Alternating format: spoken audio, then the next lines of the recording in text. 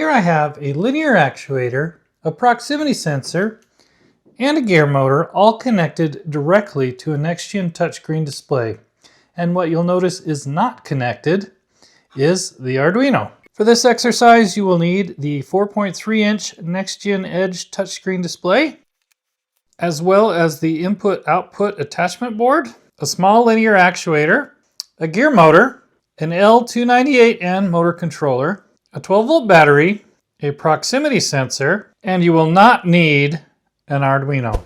Let's go ahead and pull up the schematic, and we will see here we have a 12-volt battery that is powering the entire system. 12 volts is connected to the L298N motor control board, which has a 5-volt output, and we're going to power the Nextion with the 5 volts and ground from the L298N module. Connect our linear actuator to output 1 and output 2, and the gear motor to out 3 and out 4 on the L298N. Proximity sensor also taps into ground and 5 volts, and the output will go to the input-output terminal number 2. Input-output 0 will go to N1. Input-output 1 will go to N2. And input-output number 7, which is capable of pulse width modulation, will go to N3. All right, now let's open up the Nextion editor, and let me show you how I built this in the Nextion app. First of all, I loaded some pictures. I have a picture here of the actuator extended, one of it retracted. I have my background image, and then this gear icon that I got out of PowerPoint. So here on our main page, of course, I set the background to an image, and I picked picture number 2, which is this picture here. But I also initialized the output pins. So here we have the command cfgpio, and the first number here is which pin number we're going to use. And the second number, if I delete this a little, is the state. So we have state 0 is a pull-up input mode, 1 is input binding, 2 is push-pull output, mode 3 is PWM output, and 4 is an open drain output. So for pin 0, I have the state is 2, and because it's not tied to any object, you put a 0. So pins 1 and 2 are configured the same. They will be the ones that control whether or not the linear actuator extends or retracts. Now, GPIO number 7 is capable of PWM, and so the state I have chosen for that is 3 is a PWM output mode, and that is not tied to anything else, so I have a 0 there. And then here, the last pin, number 2, we have the state as an input, and we're going to bind that to button 0, which is my alert warning here at the bottom. All right, now that all 4 pins are configured down here, we can talk about the rest of the project.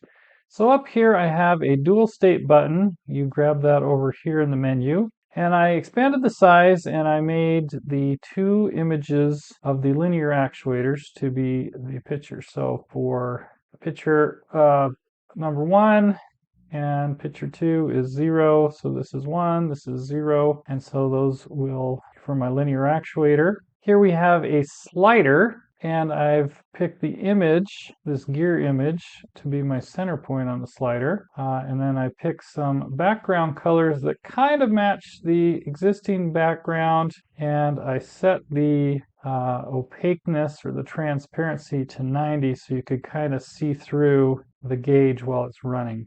This slider, of course, will control the speed of the gear motor. Now below that we have a regular button. This is our alert that's tied to our proximity sensor. So when the proximity sensor detects an object, it will raise the red alert.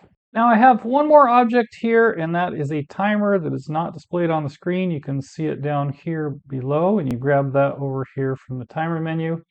What you can do is you can change how many milliseconds, anywhere between 50 milliseconds and 65.5 seconds. You can set the time to, so that once per cycle, you have timer events. And what we're going to do here is we are going to set our output pin 0, this PIO 0, we're going to set that to the value of button 0 up above. So if the button is not pressed, it'll be a 0. If it is pressed, it will be a 1. And what we want to do is set the output pin number 1 to be opposite of what pin 0 is. So if pin 0 is high, we want pin 1 to be low. If pin 0 is low, we want pin 1 to be high. I did that with an if statement here. So if PIO 0 equals 0, then we're going to set PIO 1 to 1. Otherwise, we will set it to 0. Now also in this timer event, I have the PWM 7. So pin 7's PWM value will equal the H0 value. And those are values between 0 and 100. That is our slider, of course. And then if our object is detected with our proximity alarm, we're going to detect that with PIO2, which is, if it is set to 0, we are going to change the text of the button to be blank. Otherwise, we're going to display alert. Now I also set the background of the button to transparent so that when it's set to blank text, you won't be able to see it at all, but when we detect an object, it will raise the alert. So that's it for coding this. The last thing we have to do is go to File, TFT, and output the file to the SD card. So if I touch the button for the linear actuator, you'll see it extends. As soon as I push it again, it retracts.